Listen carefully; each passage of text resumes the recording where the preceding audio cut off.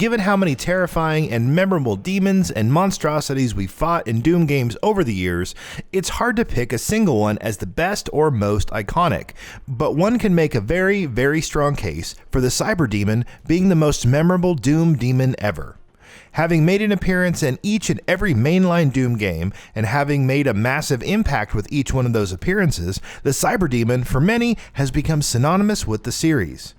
Before we get to play Doom Eternal and square off against its own rendition of the Cyberdemon, who's actually not a Cyberdemon, but more on that in a bit, here we'll be looking back at the history of this horned monster and how it has grown and changed over the years across multiple installments. There is probably no demon in the original Doom as threatening in battle as the Cyberdemon, not even the Spider Demon, who is the game's final boss. The Cyberdemon's physical appearance is enough to let players know that they are about to go up against something truly terrifying. It looks like a Minotaur's head placed on top of a ridiculously buff and muscular two-legged goat's body with a rocket launcher planted in one of its arms. And sure enough, its combat capabilities do justice to its menacing look, to put it mildly. In both Doom and Doom 2, not only do Cyberdemons have inordinate amounts of health, they're also extremely fast-moving and agile. From an offensive perspective, they love firing barrages of rockets at the player, which, as you might imagine, can do a devastating amount of damage.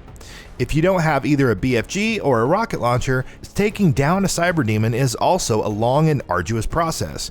While even with a rocket launcher, you have to aim for direct hits, what with the Cyberdemons being immune to blast damage from all weapons except the BFG.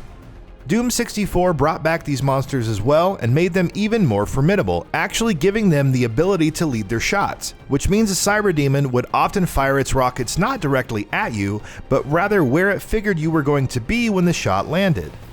Doom 3's Cyberdemon is a bit of a different story. While the horror-focused game pretty much entirely rewrote the rulebook for the series in every way imaginable, its rendition of the Cyberdemon was still not that far off from its predecessors. But the Horned Beast was given even more of a star billing in the game than ever before, in more ways than one. For starters, it appeared as the game's final boss and is described as Hell's mightiest warrior, and the fact that it didn't appear again in any of the game's expansions suggests that in Doom 3's fiction there is only one Cyberdemon in existence, which just makes it seem even that much more special.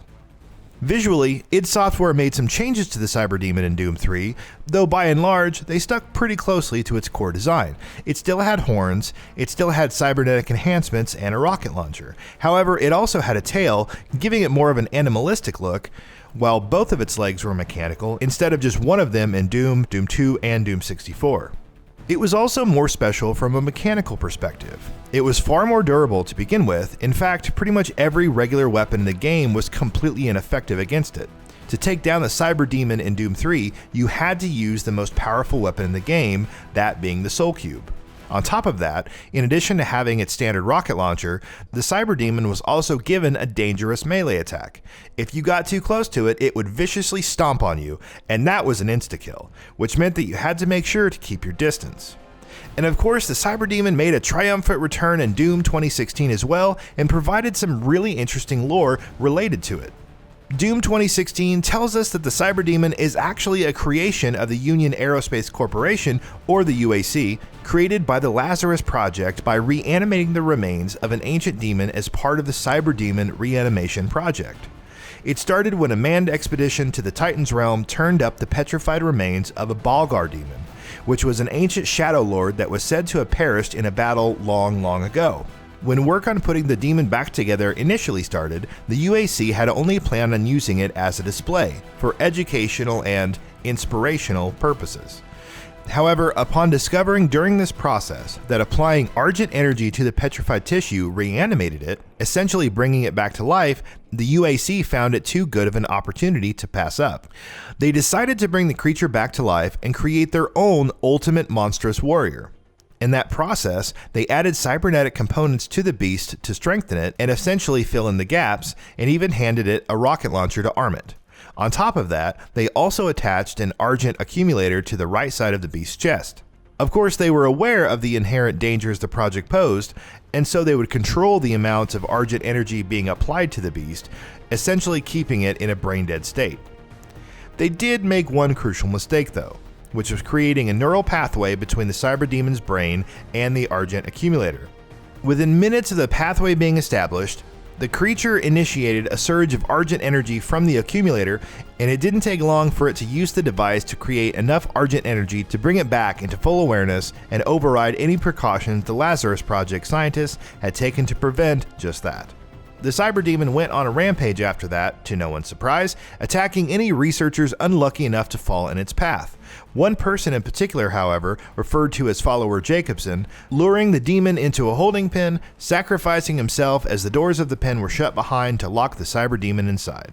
Following that, the demon was put in a permanent state of stasis, but was awoken soon enough when Olivia Pierce unleashed the Hellwave, kicking the events of the game into motion. Furthermore, as Doom VFR would go on to reveal, the UAC made one more Cyberdemon, though this one was referred to as a prototype. The Cyberdemon also appeared as a set-piece boss battle in the game and proved to be quite a threatening foe. In addition to being fast, durable, and having a rocket launcher, it can also fire off lasers and deal deadly damage with its rampaging melee attacks. In the second stage of the boss fight, in fact, it grows even stronger and faster and regains all its health. The fight is a grueling one, and it does justice to this iconic foe's menacing appearance. The Cyberdemon will be returning in Doom Eternal, well, not technically. A Minotaur-like beast with a rocket launcher and mechanical attachments that looks almost exactly like the Cyberdemon from the original Doom has been shown off, but id Software has also made it a point to tell people this is not a Cyberdemon. On paper, this is a new monster they're calling a Tyrant. But let's get real here. The Tyrant is a Cyberdemon in all but name, and we can't wait to see how Doom Eternal brings this classic monster to life. And that wraps it up. If you like what we are doing, please consider subscribing to our channel, and don't forget to switch on the bell notification icon. That way you will never miss out on any of our videos.